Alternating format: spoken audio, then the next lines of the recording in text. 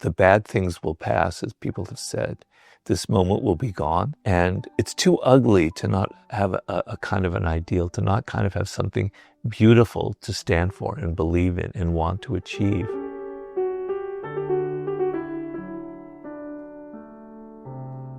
What does it mean to be an American in the 21st century? What is kind of an ideal that we have about who we are? And it's important to have ideals and to believe there's something that we stand for that we may not really ever reach, but that's something that we aim for and that we believe in. And as somebody who grew up in a different era, you know, my formative years as a very young child, were the 60s, the Kennedy assassination, the Vietnam War. And I was kind of grounded in World War II, and what an awesome experience that was for Americans, and how it brought us all together, and how it was this incredible triumph of our spirit, of our collective spirit, had a very big impact on me. And so as somebody who reads a lot of history and who read a lot of history when I was young, what excited me about America were things in the 19th century and kind of our pioneer spirit. Now, I know that had a dark side for sure, had to do with the genocide of indigenous people here.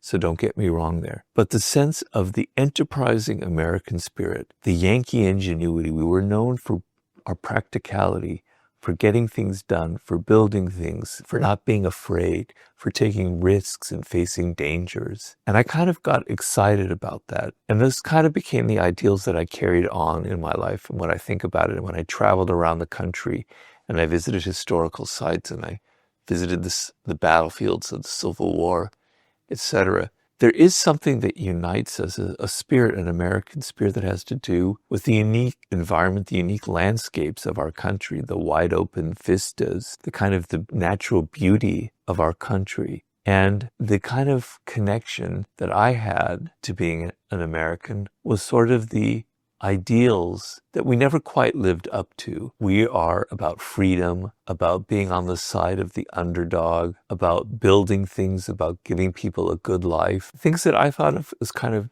virtues and exciting. And it's all fallen apart now. It's all gone. All of that spirit is gone. We've lost our energy, our creativity, our desire to make things, to fix things, to be the kind of shining example for the world to follow. It's now all in the toilet. It's being flushed down. It's a miserable, miserable time to feel, what does it mean to be patriotic now? Oh, America first. We're the best. We're just going to bully everyone around us.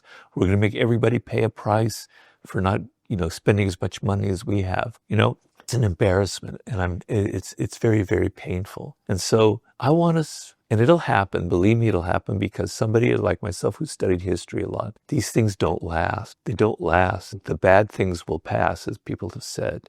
This moment will be gone. And it's too ugly to not have a kind of an ideal, to not kind of have something beautiful to stand for and believe in and want to achieve. We're a country that stands against all of the tyrants and all of the bullies that are now thriving in the world today, that are authoritarian, that are pushing the world around. We stand for democracy. We stand for the underdog, for people having a fair shake in this world.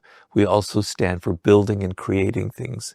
We're the most enterprising, creative country on the planet. We're going to solve problems. We're going to solve global warming. We're going to create an incredible technology of clean energy. We're going to be a shining example for the world. That's what it would mean for me to be so proud of our country, and I'd want us so desperately to go back to it. And there can still be many, many differences. There still can be 2 parties, 3 parties that vociferously disagree and have different ways of getting there. But the primary value of we stand for these high ideals of equality, that doesn't mean everybody is the same. It means everybody has the same opportunities, because some people are smarter, some people are more talented, some people are better athletes. That's true. But we give people the same opportunities to get that. We have an education system that right now is an embarrassment, and it's terrible. We're going to create an incredible education system that's going to be the pride of the world. We want people to look at us and go, God, I wish I was an American. I wish I could live there.